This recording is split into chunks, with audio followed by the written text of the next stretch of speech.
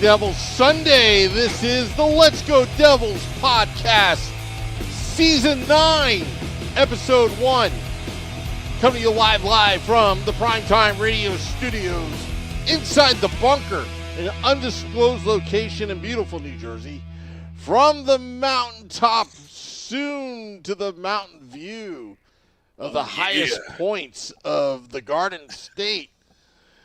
It's Beer Baron, and we're just waiting for Shorts Guy to get on camera soon. But he's getting there. He's getting there. We already have him confirmed. We were talking to him off air. You know. I am losing my voice. So just so you know, we already talked about this, but just so everybody out there knows. Yeah. But I've also figured out, as I'm losing my voice, I could do one hell of a Macho Man impersonation. So. Really? Might have to bring that one out. You never know, brother. Can I have a Slim Jim? Can you do a Slim Jim? Oh, yeah. Bring it over. Miss Elizabeth, how are you today? Yes, sometimes you got to be like the cream. Rise to the top. Well, anyway, so just how you doing, buddy? Before we begin, I just want to say Scotty's on assignment right now. He's on a flight somewhere. Group 6. He said he was in Group 6. Group 6. We're only the finest fly. That's really what it is. That's so is that worse than Group 5? Is that worse than Group 5? No, it should just be a Group 6, where if you're here, you're one of us. Well, let me tell you. I flew Frontier Airlines the other day. Oh, we talked about this. Yes. Well, let me tell you, okay? I am since our mancation in Arizona and Vegas, I'm very self-conscious about my seating arrangements. I'm very self-conscious about my seating arrangements, and hey, Shorts, I'm explaining my Frontier experience. So I make it a point to pay more money for priority boarding now. Even in Frontier Airlines, the finest, ranked number 1 in safety for low-budget airfare, I paid priority boarding. I paid the extra row 1, the whole 9 yards. Were you VIP? Not like on Southwest, but pretty much. And as soon as they board, everybody just skipped the line, all that kind of stuff. And and there was no room. It's chaos. There's no room for my carry-on and my personal belongings, so it's back at row 10 or 15 back there. And then I had to wait everybody to come off so I can grab my stuff. So, I kind of blame Frontier on that, but at the same time, I was dealing with a flight to Philly, not my favorite. And there was one guy that he literally came off the plane, like we were about to board, and, the plane comes in, the passenger exiting out. He walks out, and the first people he saw, and he went up to everybody, he goes, Philadelphia Eagles, home of the Super Bowl champions. Hey, Orlando, the home of the Super Bowl champions. Just like to everybody. And he got to me, he said that, and I was this close to yelling, Eagles suck. I was that close. Should have. Yeah, but, I'm thinking airport, I don't know. Maybe I should have. I don't know what that would have. You should have. You should have. I would have. Yeah. I would have. But then again, I also make poor decisions. By the way, there really is only one person you should blame about the whole Frontier experience is yourself for flying Frontier, because there's nothing wrong with Frontier. No, I love Frontier. Going out of Trenton Airport, you go through farms to get to the airport. You do. You pass the Charles Lindbergh house along the way. Amelia Earhart flew out of there. I don't know where she went, but she flew out of there. It's a wonderful Trenton Mercer airport. I can attest to it, and that's why I do it. Look, you have to drive over the spot where Washington's army forded Jacobs Creek for the Battle of Trenton. How much better could you get? And you're This is why I love talking to Shorts Guy, because like you always have these little what people don't understand. No, I'm being dead serious about this. Is like I like history, like I like history a lot, and like whenever you do that, I like perk up and I'm like, yeah, tell me more. I'm like, screw the rest of the podcast. Just let's just go on a history. Let's just go on a history journey right now. bayonets. One of these days. You know what? One of these days during the off season, we should just do that. Like, we'll get into it and we'll just talk like history, like U.S. history and like New Jersey history. Like, I love that kind of stuff. I think it's so interesting. Oh yeah, I might yell there's, that. There's plenty. I might yell at that at a game this year. Yell bayonets when it gets Bayonets really rough. ready, and then you get escorted, Charge! promptly escorted out. Then we need a bugle on top of it. Anyway, Well, hey, let's talk a little bit about the prospect game that are going up in Buffalo right now. I know there's actually been a over. lot. it's actually over. Well, it's already over, I guess. Well, I know there was a lot going on this weekend, and I was able to catch bits and pieces of the first two games. And one of my favorite things is Seamus Casey looks like he hasn't missed a beat. And yes, it's a prospect challenge. He should be dominating these things. He should be doing, putting on a clinic against guys that are, either A, just getting into the NHL, or B, kind of career AHLers and ECHLers that are just, brought up to fulfill a roster spot in this prospect challenge. But when they played Columbus, I mean, the boys looked pretty darn good. They put up 8 goals. And I mean, like, there's a lot of really good highlights in this. And as I'm starting to lose my voice more and more and more, I just want to say, like, one of my favorite things about it, and we could sit here and we could pontificate on, like, all the stats. We could talk about, like, LeChance. We could talk about Hamano or Hamamano. Is that how you say his last name? No, I can never. Lenny. We'll just call him Lenny. Lenny Lenape. No, it's I'll tell you. Ameaho. Homer Simpson's joke about black people and white people. Some people are named Carl and some people are called Lenny. And if you know The Simpsons, that's pretty damn funny. But anyways, yeah, it's nice. And it's just like, listen, we're a week away from training camp actually opening up or getting closer to it in the next couple of weeks. And the season is right around the corner. I actually just bought my tickets yesterday for opening day, so I'm very excited about that. We're sitting very high, but that's okay. Maybe join us in the 214 section all the way up. Yeah, LeChance looked good. The kid looked good. And I like that they gave him number 20. Like when they give you that low number, they're like, oh, there's a chance that you can that you might make the team. And I like that. I like that the kid is he's got that confidence. Any relation to Scott LeChance? Wasn't that his number? That is a good question. Is that his son? Hamanano. No, I can't. Amenaho. No, it's not that either. Hamaneo. Yeah, I can hear the Reddit.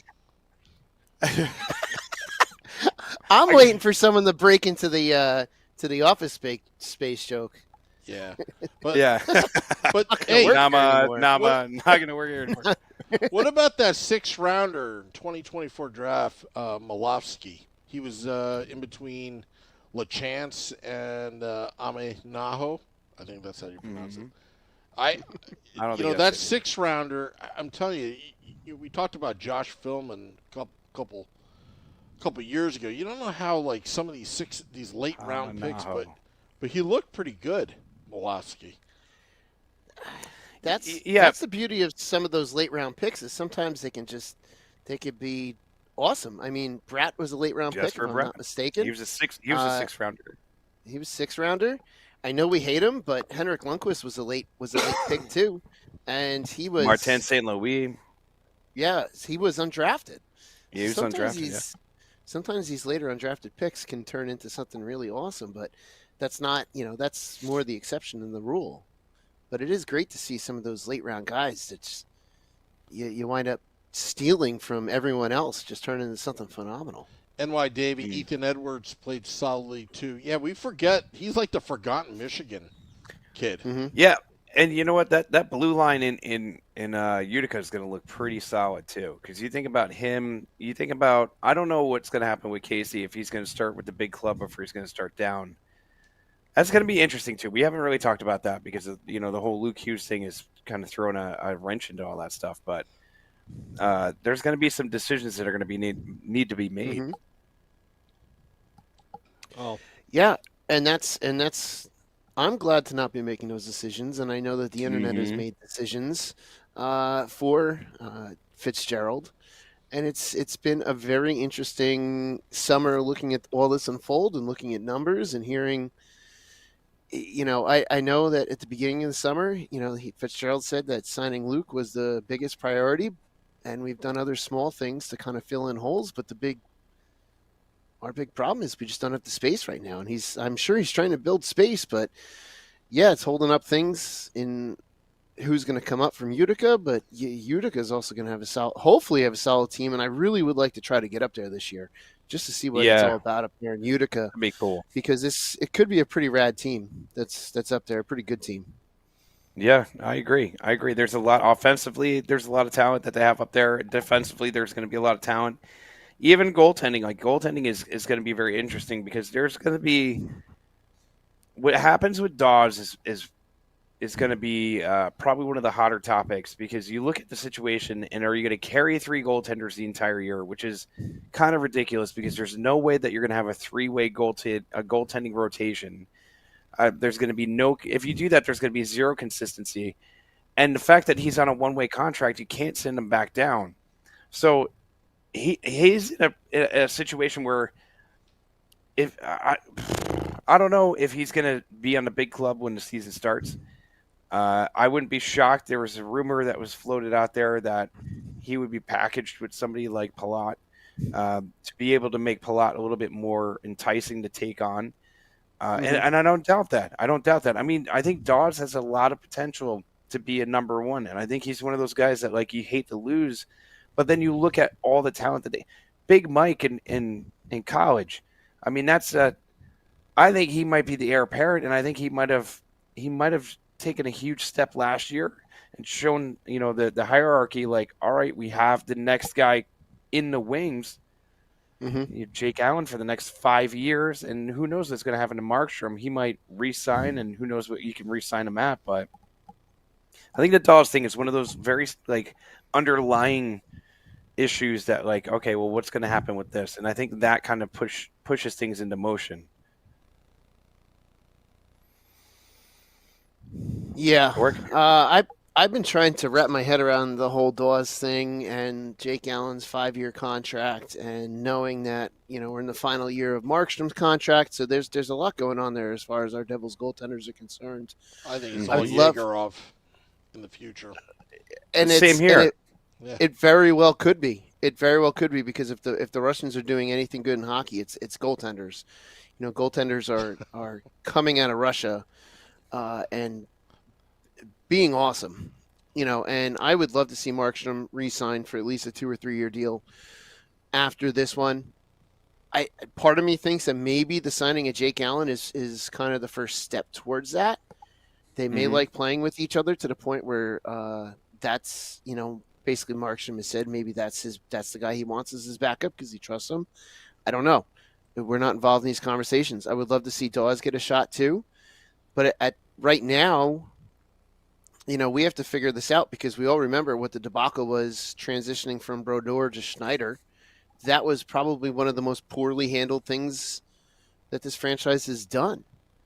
So that, while I know it was different front office stuff, but Marty's in the front office and he was there for that whole situation as the player, so he has that experience.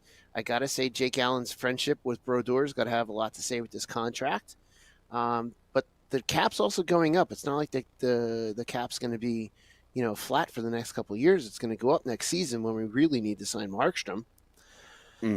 So there's a lot to go with that, and as far as a reason for potentially having 3 goaltenders, which you're not going to get a ton of playing time, but we also haven't gone through a season where we haven't had some goaltender injury in the last couple of years.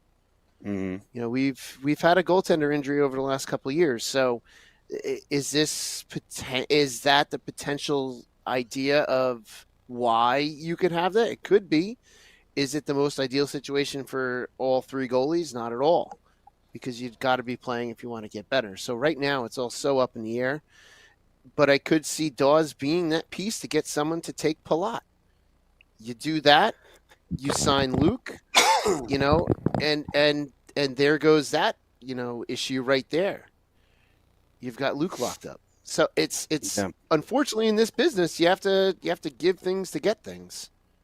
You know, Yeah. contrary to what the internet general managers think, you're not going to get, you know, everything You're for not going to nothing. the best for nothing. I love that. Mhm. We'll get Well- McDavid. McDavid's not signing in Edmonton, so we'll get him, and we'll just trade them. Yes.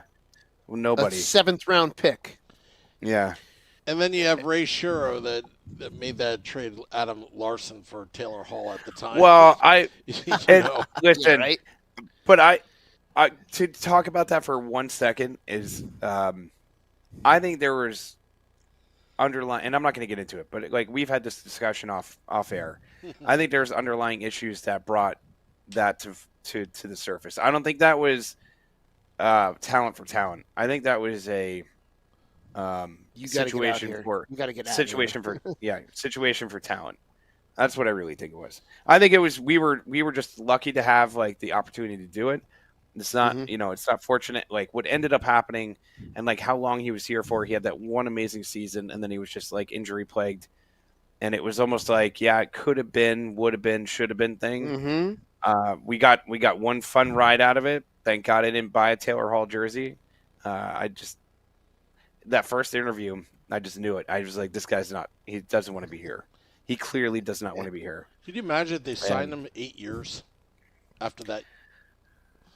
After that year, But at the time, you wouldn't have been able to blame them because, like, Yeah.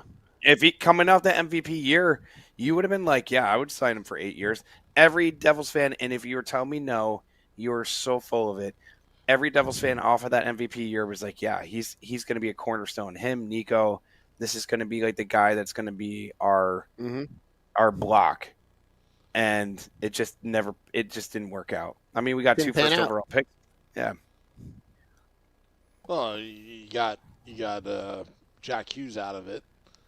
Yeah. Think about Yeah. it. So Yeah. you know it kind of washed itself out. But I mean, that's how lucky the Devils are, because I think everybody was thinking, okay, 7-8 year deal, long term, lock him up. You got your MVP, you got your Hart Trophy winner, and sometimes it works that way. You know, sometimes it works Mhm. that way, and sometimes you get lucky. You know, sometimes Yeah. your plan B it was better than your plan A. Yeah. Yeah. And that's again, that's those things where it just kind of comes out in the end, and you're like, well, okay, this wound up working when, you know, people didn't think, which is what very well could happen if we have to let Dawes go with a lot. You know, it could very well be, you know, we let Dawes go and we wind up, you know, being able to re-sign Luke, and then all of a sudden, guess what? The third Hughes comes over here, and we got all three Hughes brothers here and locked up because we were able to open the space by saying goodbye to Nico Dawes. Mm. It's possible. I'm not predicting the future, but you know, it happens. Yeah, and by the way, just a quick shout out to everybody that's listening out there. You have Joey B all the way from Colorado. Ted, like the whole crew, everybody out there, what's going on in Facebook and YouTube and all the different listening lands that we have. I apologize that I keep coughing. It's stupid. You get back into school, and Don't you all have a of a cough sudden, button there over there? I don't. And I was just looking at my thing, and I was like, I wish There I is did. a Actually, there is a mute button. You would just have to there is a mute button. hover in your lower third and just click on that microphone. Yeah.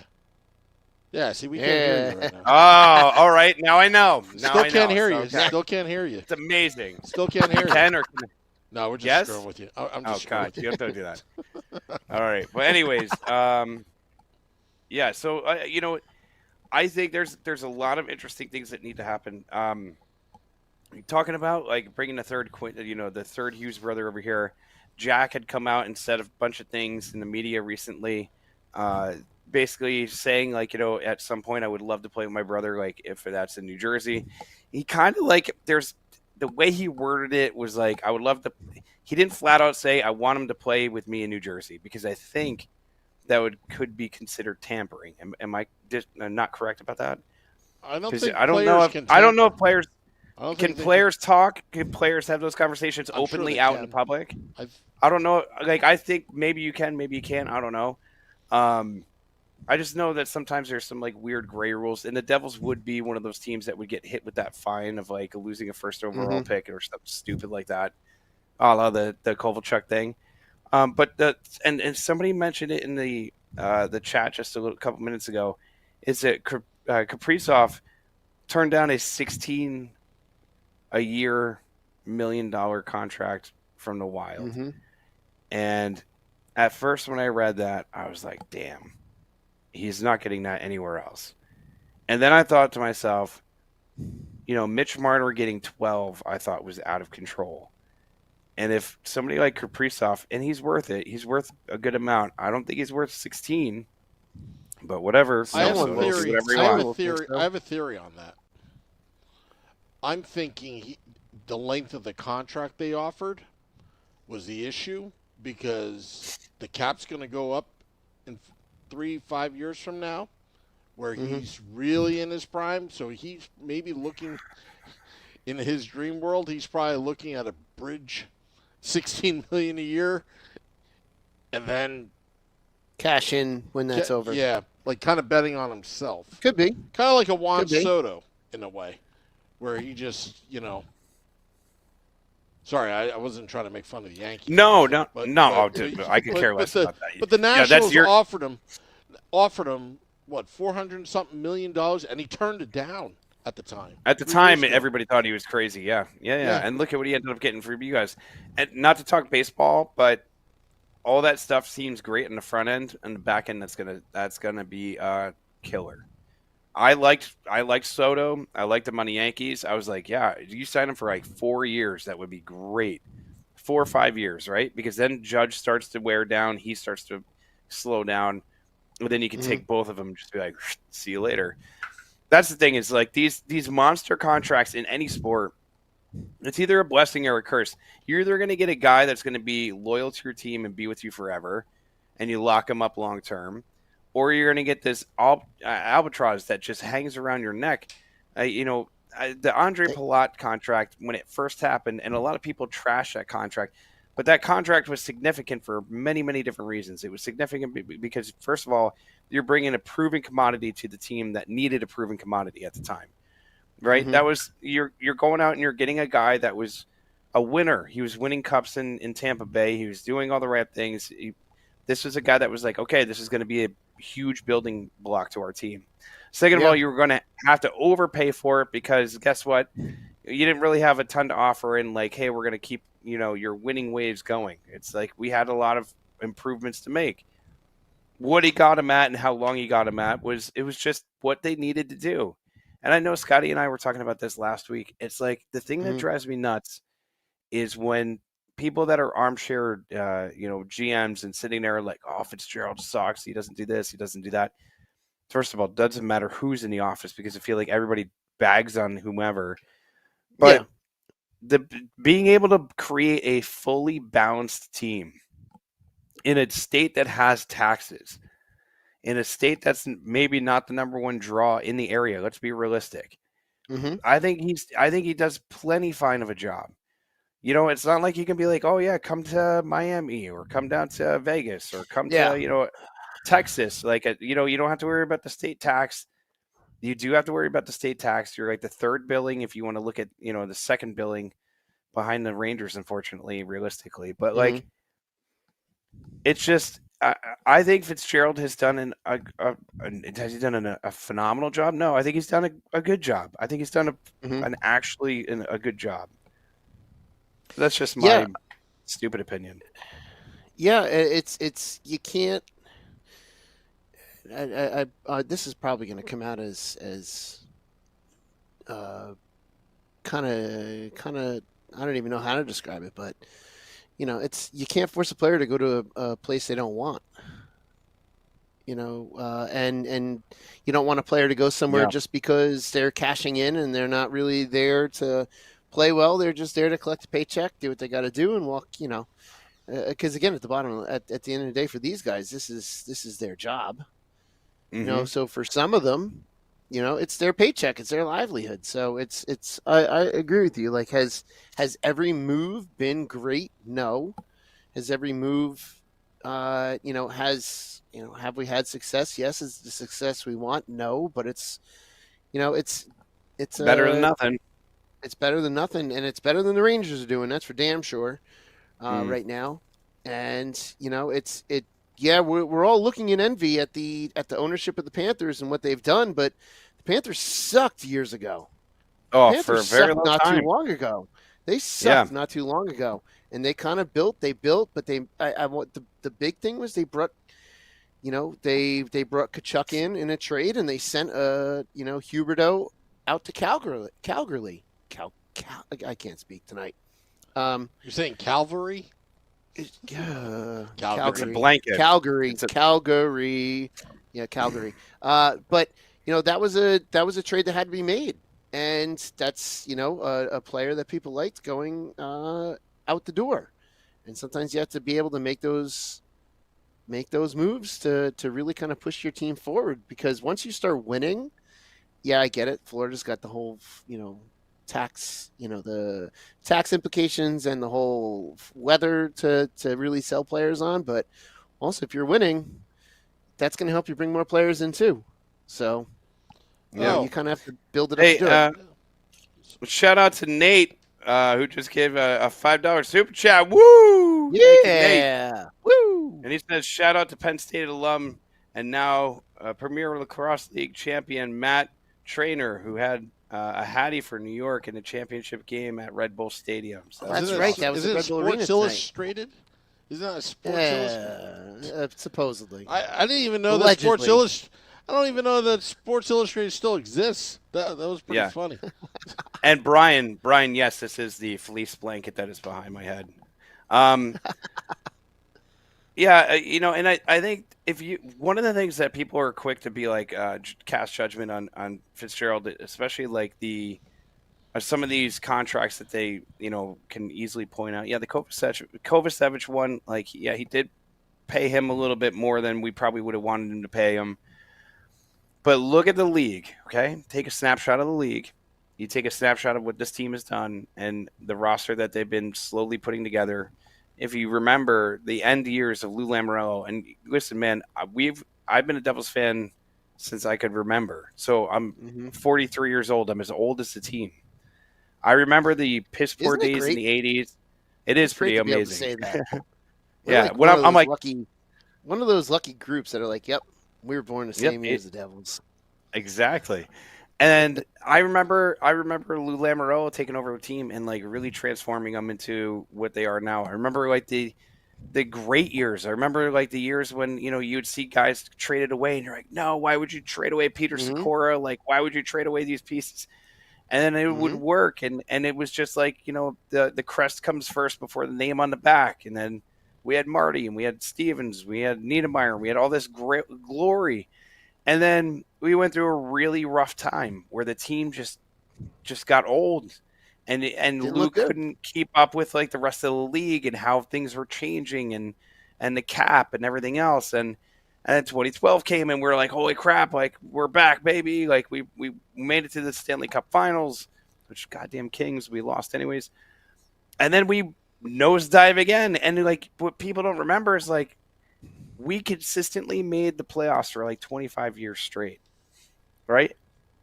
Lou Lamoriello was one of the greatest GMs in hockey at one point, but just building a solid team. It wasn't about superstars, even though there were a few what you could call superstars in the team. It was just a team. They would bring in the right pieces. They would do the right things. And then the cap changed a lot of things. And then we went through this really rough patch. And then we got Ray Shero, and Lou Lamoriello was like kicked out the door because he couldn't keep up, and the team was really coming out like crap. And then you had like Ryan Clough on contract, and that guy played like 3 games and went into concussion protocol forever. So, like, yeah, have we seen good ownership and bad ownership? Yes. Have we seen good GMs and bad GMs? Yes. What I'm trying to say is when you really look at Fitzgerald, because even Ray Shero made that one great trade, and then he had just moments of like, just like head scratchers, and you're like, what are you doing, buddy? But then like, Yeah. and then Fitzgerald took over and like had to rebuild the roster again. You had the whole debacle with Taylor Hall. You had like this just hmm complete just like we had the number one pick for a reason because we were so goddamn terrible twice. And don't forget, Yeah. in between that we had like the number 4 pick, we had the number 2 pick. Like it wasn't, Yeah. we had a lot of high. Way We were too picking high. pretty damn we high for sucked. quite some time because we were terrible. Yeah. And and one of the things that was a lot of that was on Shiro because a lot of that was on the team that he built, and a lot of that was like on Lou because a lot of that was on what Lou left over. And what Fitzgerald has been able to do is like kind of retool this lineup and reshape and remold the franchise. And what I'm trying to say is he like the best GM in the entire league? No. Is he going to win GM of the year? Probably not. But is he a pretty decent, damn good GM? Yeah. You look at a lot of the teams, dude. We're 1 out of 32 teams. You look at like, I don't know, 24 other teams. And you could put them toe to toe with Buffalo is a great example. You can't keep talent there. It's only a matter of time before Thompson is gone. It's only a matter of time before Power's gone. I mean, they lose more talented people in Buffalo than I've ever seen. And so I'm not saying he is the greatest GM that the Devils have ever had. I am not saying that he's the greatest GM in the league right now. What I'm saying is he's a decent GM. He's a guy that's getting things done, at least in a positive way. Like, yeah, does the Luke Hughes situation suck? For sure. Like, yeah, you would want that buttoned up in the beginning of the summer. And sometimes GMs say stuff that get themselves in trouble. Like, oh, we'll get this. This is my priority in the summer. No crap. Yeah. I'm pretty sure we all knew that. But you don't have to go out there and say it because then every keyboard warrior in the world is going to be like, you said this was the high priority in the summertime. No kidding, Jack. But it takes 2 to have a conversation. And who knows what was, almost or in the works at the beginning of the summer when he said that, and then maybe something fell apart. Maybe a deal just didn't come together. Like you don't know these things because we're not privy to them. I would love to be, it's one of those things to where it sucks. Like it sucks, but. If it's going to get done, it's going to get done. And guess who's? It's not in our control. We're still going to go to the games. We're still going to be fans of the team. If the whole Kovalchuk saga taught me anything when he was up to be re-signed by this team, it taught me not to not care, but know that it's just so out of my control that it's not worth getting worrying upset about it. Yeah, I'm not going to get worked up about it. Like, yeah, of course, I want to see Luke Hughes here. Yes, I would love to see Quinn Hughes come in and have the 3 Hughes brothers' name on the Stanley Cup, 3, 4, 5 times over the next couple of years. But I'm also not going to, lose sleep over it either because that's not going to help me either. Yeah. Will it be annoying if we lose one or both brothers? Yeah. Of course. It will be. Oh, big time. It'll feel just as bad as like when we lost Parise or Kovalchuk, or like when you lose any player that you love. I have like 3 Jack Hughes jerseys in my closet. My girls both have Jack Hughes jerseys and autographed Jack Hughes jerseys and stuff like that. That's their favorite player. Like, yeah, it would be devastating. But guess what, man? Like, the game has changed. It's not like it used to be, and it's all sports. Like, there's the loyalty in sports is like, there are some guys that will stick it out and want to stay with their teams. Usually, it's like, I have a good family here, and this, that, and the other thing, and like, there's reasons. And there's other guys that are like, listen, I have the opportunity to move and make more money, and you can't blame them or fault them for that, because if you were in your job and there's some other place and they're like, hey, we'll offer you twice what you're making now. You can move to Florida. You can have this beautiful house and be right on the beach. And we're winners. So do you want to do that? I'd be like, see you later. Yeah, that sounds great. And anybody who's like, I take a hometown discount. Like, yeah, of course, in your heart, that's what you want to say. But if your team's going nowhere, I don't know. Yeah, well, it's one of those things. I mean, look what happened. Who was it? Oliver Ekman-Larsson. Won the Cup of Florida and then jetted off to Toronto and watched his teammates win a second cup because he wanted to chase the money. It's. Sometimes you make those decisions, and that's what some players want to do. And it's kind of going back to what I said before. Like this is their profession. Like, would we all take a hometown discount to stay at a job that was just comfortable for us? Like, I don't know if we would all do that. Some might, but that's one of the things. And I know we're talking about millions upon millions of dollars, more than you and I will ever see. But it's definitely one of those things where we just have to, hope that they do well. I mean, you're look at what Boston did to Brad Marchand. Yeah. Like, look at that debacle. Like, and loyalty doesn't go either way too. Yeah, teams are not loyal to players either. Yeah. No, they're not. Like, look at that debacle. Like, yeah, I get it. Our fan base is ticked off that Luke Hughes hasn't been re-signed yet, but at the same time, he's an RFA, so he can't really go anywhere. So there's that, and they didn't go to arbitration, which there's got to be something in that as well, because usually that's if they're that far off. But arbitration is also a really crap process too. You got to hear about why terrible you are not worthy to your team, but that's a whole other conversation for a whole other day. Because then, using the Marchand, going back to that for a second, like they basically said, yeah, don't let the door hit you on the way out. Like, thanks, but no thanks. Like, there was no loyalty there. And he basically just went to Florida and just gave a big, flip of the bird to Boston and not to the fans, but to the front office. And that's what a bad front office could also do. I don't want that. That's the furthest thing that I would ever want our front office to do. We like I mentioned earlier again, like we didn't handle the Brodeur-Schneider transition, and it killed us. That should have been handled so much better. And it's one of those things where if the front office there is no loyalty there either, and the front office, and some of these players, they're not here. We're here longer than any of these other individuals. Yeah. We're going to be here longer than Tom Fitzgerald. We're going to be here longer than any of the Hughes brothers. We're going to be here longer than all of them. So we're going to see ups and downs, and we just got to hope that the people, these millionaires that are, in charge of what we love, is going to do good for us, which you don't always have hope for that. Yeah. Yeah. And it's so true what you just said. Like, you as a fan will always be here longer than any player you cheer for.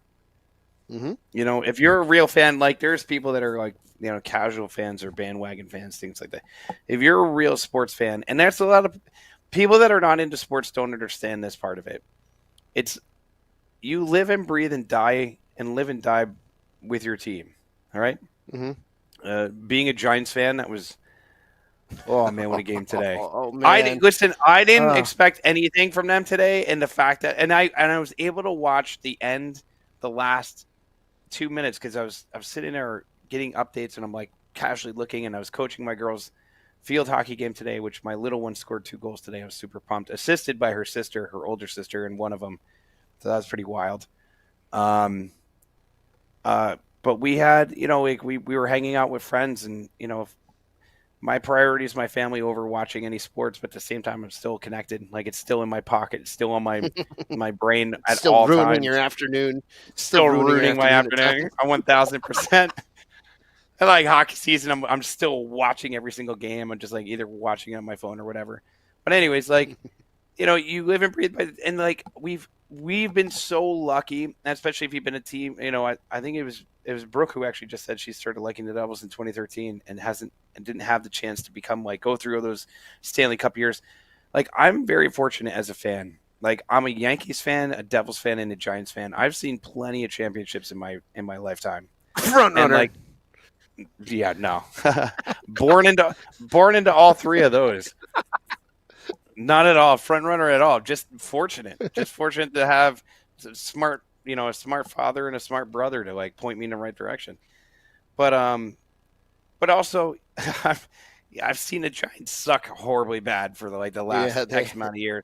In the 80s, the Yankees were god awful, dude. I remember like when I was a kid, they were. They used to be terrible. Nobody terrible. And there's Don Mattingly was the only hope, and he was my favorite baseball player to ever live. And then the 90s came around, and it was just like, holy crap! Like my teams are winning, and this is amazing. And then like in the early 2000s, I got to see, Super Bowls and Stanley Cups, and a lot of stuff. A lot of stuff. It's pretty wild. And I mean, when the pendulum swings, it feels like we're kind of on that upswing, and we're still on that upswing. And sometimes the upswing takes longer than a downswing because that downswing happens super fast. But the upswing is, you still have a great core. You have Nico Hischier, who looks like he's coming back into camp bigger and stronger than he has before. You have Timo Meier, who's still on the team. You have Jesper Bratt, who continuously gets better and better and better every year. Had an 88-point season last year. He's probably on books to get 90 to 100 this year. And you had a Jack Hughes who's hopefully going to have a better shoulder and a better year. And that dude always comes out of the gates on fire. Yeah, Luke Hughes thing sucks, but guess what? It will get figured out. And it's not worth our time or our energy to sit here and worry about it, like you said, because we don't have any control. Tom Fitzgerald could be laying the greatest, juiciest contract. He could be laying a contract on the table right now that most of you fans that are like scoffing at him that he hasn't gotten anything done, that if Luke signed, you would be like, you idiot! Why would you give him so much money? Like, you're such an idiot. So he might have already put an offer out there that most of you keyboard warriors are sitting there like, Fitzgerald sucks. He can't even do this. And then if he did it, you'd be like, oh, my God, what an asshole. I can't believe he did that. Oh, I just dropped an A1. But anyways. You did. No, it's fine. But, I mean, who knows? It's out of our control, so who cares, man? Just let it rock and roll. Let it ride. Camp is coming up. Season's not until October. They have plenty. They still have time. Yeah. They still have time. It could be done, and they're just waiting. Who knows? Yeah, it's one of those things where, it would be great to, but it's not going to change whether or not I'm going to go to opening night. It's not going to change whether or not Brooke is going to opening night, or you, or anyone for that matter. Nope. Sam, we're all going to opening night, whether Luke signs or not. And it would be nice just to get it done. Mm-hmm. And I'm going to say something that's probably going to suck to hear, but if he doesn't want to be here, don't be here. I'm not saying that that's the case, but worst case scenario, he doesn't want to be here. I'm not trying to sound dire or anything, but we don't know what's going on in these talks. We don't know why he's not signed. We don't know what the deal is, and I would love to know. We just don't. Yeah. And it could be for a whole host of reasons. It could just be because, like you said, maybe it's done. They just haven't finished it. Maybe I don't know. Maybe they sent it via the U.S. Postal Service, and they're still waiting for the contract to show up. Who knows? Yeah. Yeah, and if you, like you said, if he doesn't want to be here, I hope Fitzy's smart enough to be like, all right, this is your choice, and you are now going to be shipped off to somewhere, and we're going to expect to get something incredible back. And if Jack gets all salty about it and doesn't want to be here, there's the door too, bud. Like, I love these guys, and I don't want them to go anywhere, and I don't want that to. I don't want that to happen. But you want guys to be here. You want guys to want to be here. Yes. And I mean, everybody says to Nico seems like this is why Nico's so underappreciated. We talk about Jack and everybody else so much more. Nico is a captain for a reason. He's like my current favorite Devil for a reason. The dude is just he's the man. He's the man. He is what you want to build the team around. Just a humble, all right, go get it, dude. Matt knows. Yeah. Oh my God. Yeah, and it's it'll get done. It's just a matter of when, and something will happen. Whether it's something that we're going to be all happy about, and like you said, we'll be cheering or thinking Fitzgerald's the worst. But if If it's not going to happen, it's not going to happen. If it's going to happen, it's going to happen. And I don't know. I feel like maybe we're being way Yeah. too realistic about this, but Yeah. maybe we should be a little bit more like, our hair's on fire about this. But I mean, it is what it is. Yeah, and the whole, oh my God, I think we have the same exact freaking water bottle. That's really sad. Oh yeah, Um, yeah. but yeah, the hair on fire thing. No, like I think in my early 20s, that was me. Like back in the day, Mhm. like Same. looking at contracts, and it's weird because we didn't have the technology that we have now, and we didn't have everything at No. our fingertips. And that's the thing too. We Is put more effort. We put so much more effort to being so annoyed. Oh my God. And like you wouldn't know unless you followed like specific blogs like Sam Wu used to Yeah. write. And then he would put out like a fake trade and text me and then I get all excited. And then Sheldon Surrey is not coming to the Devils. But yeah, like Get over it. I never will. I will never forgive you. Listen, I will forgive you for a lot of things. That's one thing I will never forgive you for. To this day, I'm like, that's the key. Sheldon Surrey, that's the key. This is it. This is it. This is what we needed. And I looked like a fool at a barbecue. But yeah, dude, I look at the potential of what this team is going to be, and there's not a lot of. I mean, Connor Brown coming in, I think is a huge piece to it.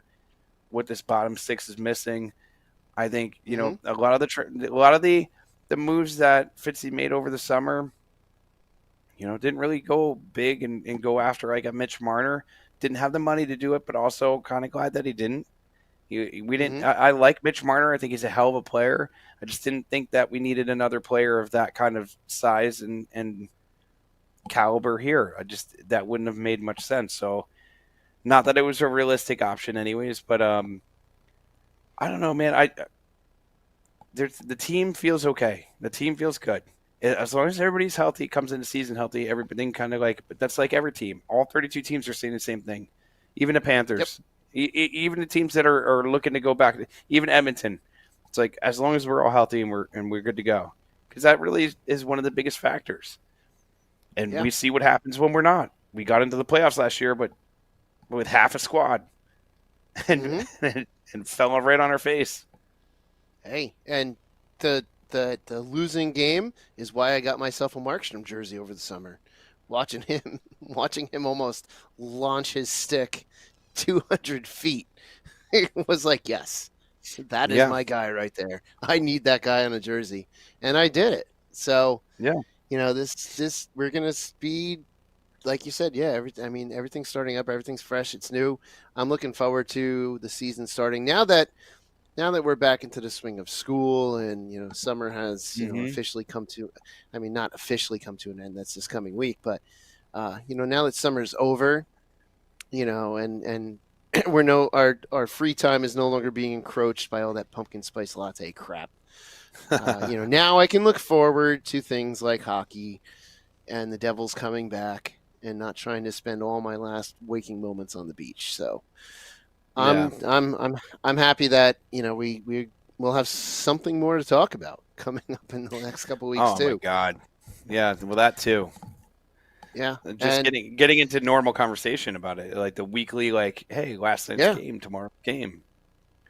Doing back to doing Game Day Live and Devils After Dark and seeing Vinny Parisi more often, and I know I've been kind of missing the last couple of weeks and seeing you guys more often, and it's going to be fun, and I'm looking forward to being able to go back down the games and just seeing what happens and having a good time and having a beverage or two while we're there. Yeah, 100%. And being outside on the stage in front of American whiskey, I look forward to that. That's always such a treat. Being out there and when the weather's nice and warm. Opening part of the season is always great because the weather's perfect, and then the playoff hockey is always amazing because the weather's perfect. It's just so much more stressful when it's playoff hockey. Yeah, Ted, we're 9:51. Closing thoughts are in for another 10 minutes, bud. Ted trying to rush us out of here. No, we can start. No. We have a couple minutes. I will say, but that brings it. That actually is an interesting, quick conversation. What is something not on ice related that you're looking forward to the most about the season starting? So not about the team. Seeing you guys in person and doing like a live podcast is one of the things that I look forward to. Seeing all of our friends out there, like, you know, Tom, Ted, like all these guys in person, like that's one of my favorite things is like, if you see us out in the wild, say hello. You know, outside of Sam, Yeah. Sam might bite, but you know, Shorts Guy and I are pretty friendly, so Yeah. Sam might shoo you away. He might. That might happen too. Same thing. Being there, hanging out, because we haven't done it since April. Mm-hmm. Since that Carolina series, and the new hope that comes with the start of a season, just that new feeling of this could be it. This could be it. This could be the year. Could be. And then you start doing 2025. Yeah. You start doing the 10-game clips, right? That was one of my favorite Lou things. You measure a team by 10-game clips. How do they look after 10, 20, 30, 40? Yeah, And Chico told us a very similar thing too. So, that's basically what we got to do. Yeah, I can't wait to see Chico again. Yeah, it'll be good to see him again. It's been a while. Yeah. Yeah, we got a lot of good stuff coming up that's, going to be, a lot to look forward to. Might have a party later in the year, Sam. I don't know. We're working on that. We got a wedding to go to. We do. We have a wedding to go to. That's going to be a wedding to crash. Hey, listen. We didn't tell you to, but we didn't tell you not to. Yeah, exactly. You could go out and get yourself a Chicago-style hot dog. Yeah, who's this guy? I don't know, but he's here to dance with the wife. Yeah, this table's supposed to only hold a dozen, but there seems to be a baker's dozen here. Yeah. And listen, I think we should start. We'll start the Hockey Revolution back up. You remember that, Sam? Back in the day, the Hockey Revolution. I remember that. Start the Hockey Revolution back. You get the fans out there, and we need to take over MSG or go to HSB. By the way, I went and saw Nine Inch Nails last week. Was it last week or the week before? Whenever it was. Over at the Barclays Center, and woof, I'm not a fan of that place. I mean, listen, getting there is it was a pain terrible in the butt. for hockey. Dude, getting there was a pain in the butt. I never saw a hockey game there, but thank God. Awful. Walking around the corridors everything is like that dark gray, so everything just feels like constricted. It just feels very suffocating in there. It's just, I don't know. Just not the place for me. Yeah, I can't imagine watching a hockey game in there. It was like a weird setup, but it was also super dark, so I couldn't really see anything. But yeah, it was a crazy experience. Fun, Nine Inch Nails was all right, but it was outside of that. It wasn't great for hockey. I guess. Nah. So I guess we should get to it then. I guess Ted really forced the issue. And we're getting to what Ted's looking forward to the most tonight. Us shutting up. Yeah. We got it, Ted. Noted. Ted, we were looking forward to seeing you too, but I don't know about this. Yeah. Thanks a lot, Ted. Yeah, Ted. All right, so I guess I'll go first. My final thoughts are congratulations to Scott Gomez and Zach Parise. I don't know if we talked about this before, but being elected into the U.S. Hockey Hall of Fame, which is a big honor. Yeah. Say what you will about Zach Parise, he still gave us some of the best years of hockey. When he was a part of the Devils, he was also a part of that Team Olympic, USA Olympic team, which was one of the greatest and heartbreaking finals of all time, gold medal games of all time.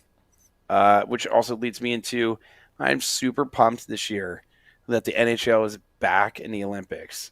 It is Mhm. if the Four Nations showed us anything, if it showed us a snapshot of what these guys are going to do during the Olympics, I cannot wait, because now you're opening it up for more than just 4 countries, and there's other countries out there that could give Canada and the U.S. a run for their money, so it should be pretty damn good. But yeah, man, can't wait for the season to get going. There you go. Final thought. It's going to be same as you almost. Looking forward to the season coming up. Training camp starting soon and seeing what we got. And, also I'm going to bring up another team, but, there's this, retired goaltender that's getting a second chance in Pittsburgh. So, maybe he'll do something for them. So good on Marc-Andre Fleury for retiring. That's one of the last vestiges of team loyalty. Even though he was no longer there, he played in the opposite conference, and he's coming back to just retire as the team he had all his glory with. So good on him. And you know what? That's the type of stuff you want to see. So we'll see what happens with this team with it. I think he Some had loyalty Stockholm in syndrome. players. He had to go back. You would say that. I do appreciate that, though. I think there's really nice do I. guys. And he, by the way, supposedly it was the other reason that he never wanted to sign with a team that was within the same division is because he did not want to play against the Penguins. Yeah, I can see it. More than twice a year. Yeah, I can see it. Samuel? My final thoughts. I hope Mrs. Fields does better. Yeah. Yeah. You I hope they don't. I don't hope they don't try to bring that back. I hope they don't try to yeah. beating that dead horse. It's like, all right, that was fun. It's over. Don't do that again. Don't make it like the milkshake now falls down every game. Like, don't do that. It was like it was cute. We got a good run out of it, but that shtick is over. That shtick has been over. In fact, that whole race thing has been over for quite some time. Like, get rid of that. They made it funny with the whole Mrs. Fields thing, but get rid of that. Yep. Let's move on. I was hoping you'd be the ice cream cone for opening night. Oh God. I'm just kidding. Yeah, I'm looking forward to this upcoming season. We're back. We'll be back at American Whiskey, and we got some things planned this upcoming season. And yeah, that's it. That's all I have to say. I'm just stalling. And that's all I got to say about that. Yeah. Thank you for letting me know where the cough button is now. I mean, that was huge. Yeah, no more coughs for Beer Baron. Yeah. Oh my God. All right, getting out of here. Oh, here we go. Thank you to all those tuning in, dropping the podcast at midnight. We're back, season 9. Yep, season 9. 9. Niner. You know, 9 means in German? No. No. I took German in high school. So did I. Really? Yeah. Well, I took Spanish. Anyway, till next time, let's go Devils.